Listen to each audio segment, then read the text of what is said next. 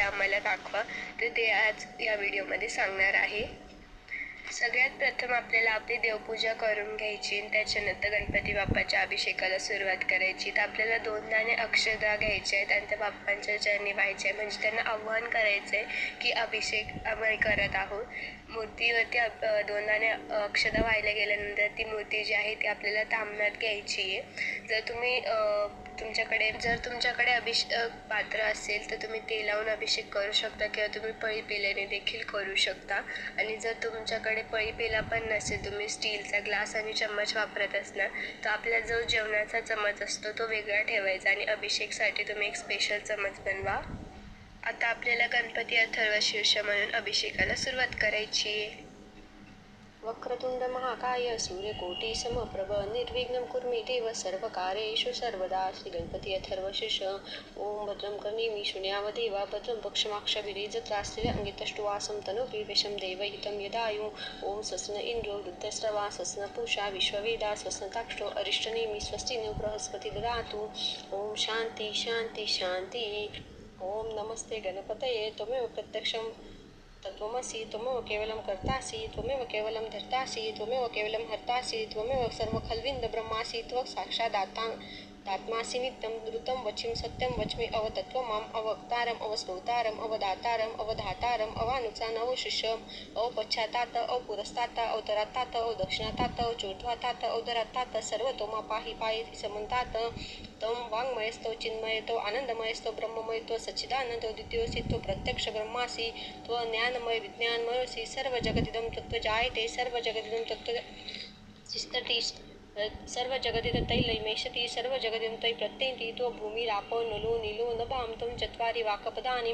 त्वं गुणत्रयातीतं तं देहत्रयातीतं त्वं कालत्रयातीतं तं मूलाधारसि नित्यं. त्वं शक्तित्रयात्मकं तो योगिनो ध्यायन्ति नित्यं. तव ब्रह्मास्तव विष्णुस्तव रुद्रस्तव मित्रस्तव अग्निस्तव वायुस्तव सूर्यस्तव चंद्रमास्तव ब्रह्मापुरूपस्वरूप गणादिपूर्वम् उच्चार्य वर्णादि तदनन्तरम् अनुस्मार परततम् अर्धदुलेसुतरम् तारेण रुद्धम् एतत्तत्त्वमनुस्वरूपं गकारपूर्वरूपम् अकारो मध्यमरूपम् अनुस्वार शान्तरुक्तरूपं बिन्दुरक्तरूपं नादसन्धानं सैतासन्धि सैषा गणेश विद्या गणकनुषेत्री गायत्री छंदा गणपती देवता. ओम गणपतये नमः.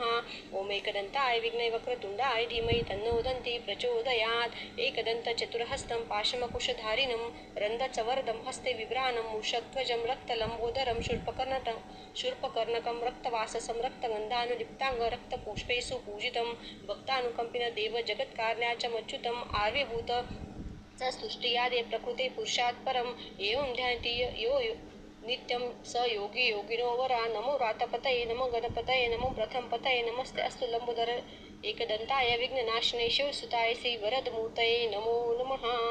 फलश्रुती. एतदथर्वशीर्ष योदिते स ब्रह्म भूयाय कल्पते स सर्वथा सुखमेदते स सर्वविघ्नबाधते स पंचमहापापात् प्रमुच्यते. सायमदीयानो दिवसकृतं पापं नाशयति प्रातर्द्यानो रात्रिं कृतं पापं नाशयति. सायं प्रातो प्रयुजानो अपापो भवति सर्वत्रादियाज्ञो पविघ्नो भवति. धर्मात् काम मोक्षच विन्दवति.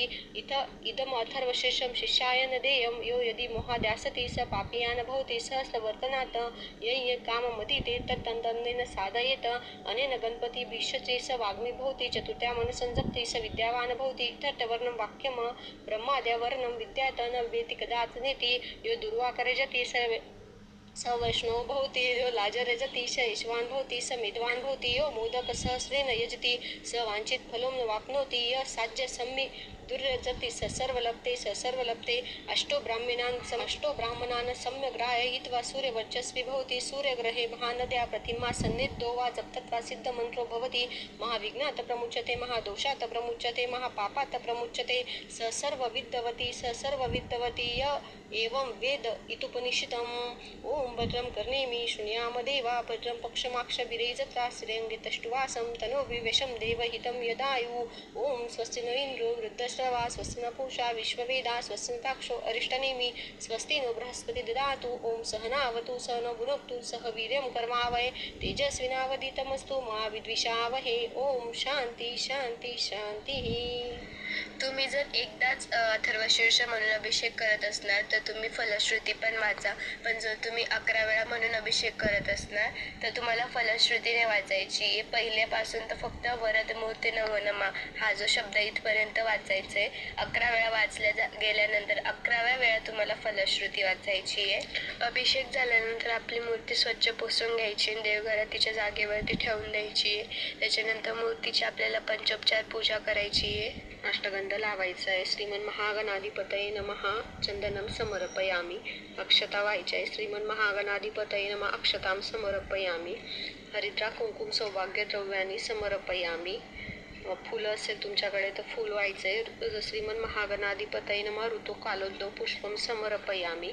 त्याच्यानंतर धूप आणि दीप आपल्याला ओवाळायचे. श्रीमन महागणाधिपतये नमः धूपम अग्रपयामी. श्रीमन महागणाधिपतये नमः दीपम दर्शयामी.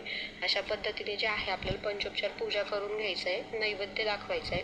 उपवास आहे त्याच्यामुळे जो आहे नैवेद्य आम्ही खजूरचा दाखवत आहोत. नैवेद्य सेम आपल्याला जसा आपण देवांना दाखवत असतो तसाच दाखवायचा आहे. म्हणजे पाण्याने भरीव चौकोन काढायचा आहे पाटावर. त्याच्यावर आपल्या नैवेद्याचे जे काही ताट असेल ते ठेवायचं आहे. आणि फक्त तुलसीपत्र जे आहे गणपती बाप्पांना चालत नाही, त्याच्यामुळे आपण दुर्वांनी जो आहे गणपती बाप्पांना नैवेद्य दाखवत असतो.